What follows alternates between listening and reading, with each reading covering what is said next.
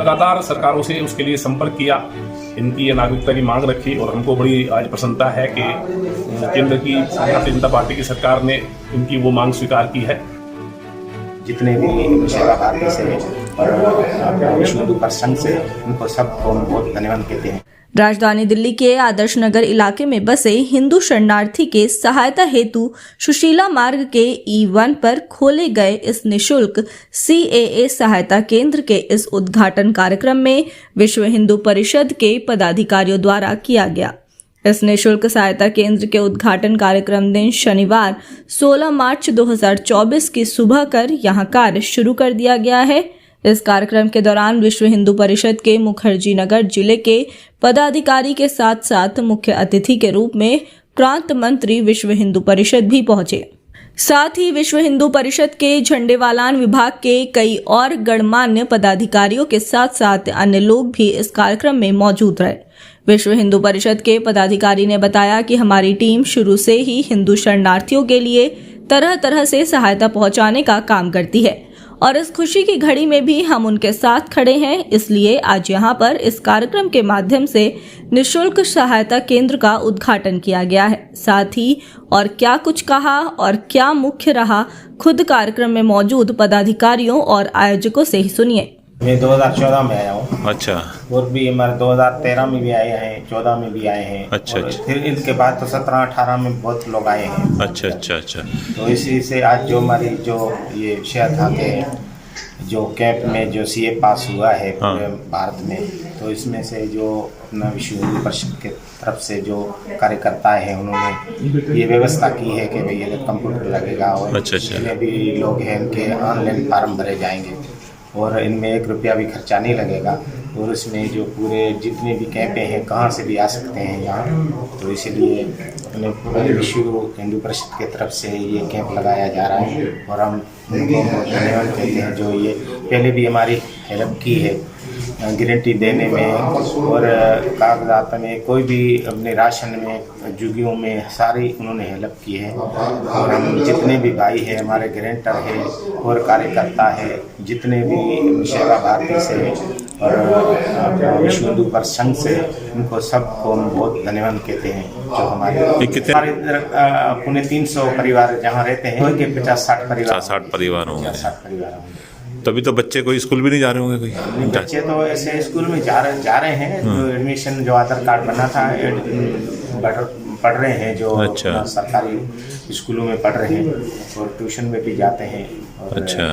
तो CA आ गया तो हम गवर्नमेंट को जो अपना नरेंद्र मोदी जी है, अमित शाह जी है, उनको बहुत धन्यवाद देते हैं कि जो हम तो 10 साल के 11 साल 13 साल हुआ, इनसे पहले जो 50 साल 40 साल से बेचारे बहुत बैठे हुए अपने इधर जहांगीरपुरी में बहुत है और लोग भी बहुत हैं जो उनको कोई नौकरियां नहीं मिलती, कोई जो भारत के नागरिकता की तरह उनको कोई हॉस्पिटलों में या कोई नहीं, इनके जो सरकारी काम नहीं हो रहे थे वो सबको उनको नौकरियां मिलेगी और अपना सरकारी कॉलेजों में दाखिला मिलेगी, वो डॉक्टर बनेंगे, इंजीनियर बनेंगे और आगे बढ़ेंगे और अपना कारोबार ज़्यादा कर सकते हैं। क्योंकि जहाँ वहाँ से आते हैं तो हमारे जहाँ की जो ग्रांटर देते हैं, जो दिल्ली की वीज़ा तो दिल्ली में रह सकते हैं, बाहर नहीं जा सकते हैं, वो सारे उनके जो वो पूरे बंधे हुए थे तो उनके लिए जैसे भारत के नागरिकों को जो भी सुविधा मिल रही है उनको भी मिलेगी। ऐसा है कि बहुत लंबे समय से ये यहाँ आए हुए थे, तो ये यहाँ पर एक प्रकार से जिन बस्तियों में रह रहे थे वहाँ मूलभूत सुविधाएं भी इनको उपलब्ध नहीं थी। अच्छा।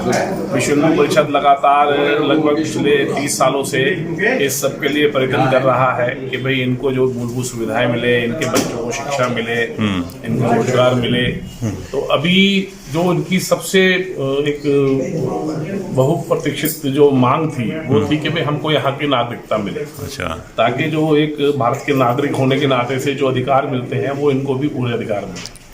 और क्योंकि विश्व हिंदू परिषद जो है वो तो विश्व के हिंदुओं की परिषद है और उसकी विश्व हिंदू परिषद की जो स्थापना के मूल उद्देश्य हैं उनमें से एक उद्देश्य था कि दुनिया में कहीं भी हिंदू रहता हो तो उसकी चिंता हम करेंगे।